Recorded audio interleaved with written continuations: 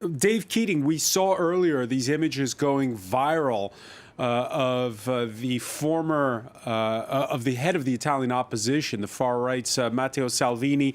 He goes to a Polish town on the border to suddenly show solidarity with the incoming Ukrainian refugees. He's ambushed by the local mayor, who shows up a T-shirt of Salvini's past love for Vladimir Putin. How much are the political winds changing where you are? There are many pro-Putin politicians in Brussels and Strasbourg. Yeah, exactly. I mean, I think Matteo Salvini found to his surprise that some Polish people follow Italian politics and were entirely aware of what he said about Putin before and his praise for him. And of course, we have a large bloc of both far-right and far-left MEPs here in the European Parliament who have praised Putin in the past. Even in the resolution that the European Parliament passed last week, there were a number, 37 MEPs who abstained and 13 MEPs who voted against the resolution.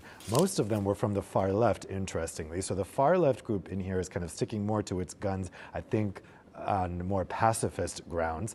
And then, but you've seen the far right just scurry away from this. And the people who, a very similar resolution was voted on here in the European Parliament in December. And you had a huge slice of the far right, and particularly of Marine Le Pen's party, voting against that resolution. They all switched this time. They are scared. They know that the public is against them on this. That's why they're trying to turn the narrative. We've seen Le Pen do that. We've seen Salvini do that with disastrous effect today.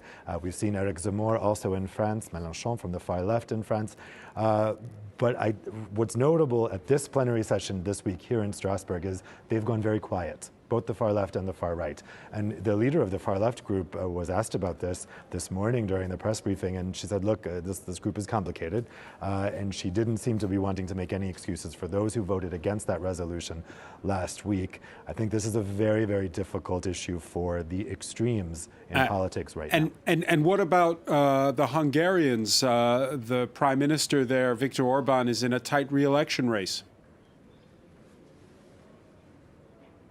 Yeah, and he's completely cut Putin loose, and it's very clearly, I think, a majority motivated by that election, I would guess. I think there's two reasons for Orban's about face here, because he was really cozying up to Putin for a very long time. But the problem he was presented with here is that his alliance with Poland is much more important than any budding alliance with Putin. And if he had tried to veto any of these sanctions against Russia, his alliance with Poland would have completely collapsed. Poland is very, very fervently against Russia. And so he had to cut Putin loose, both because of that alliance with Poland and because of the upcoming election.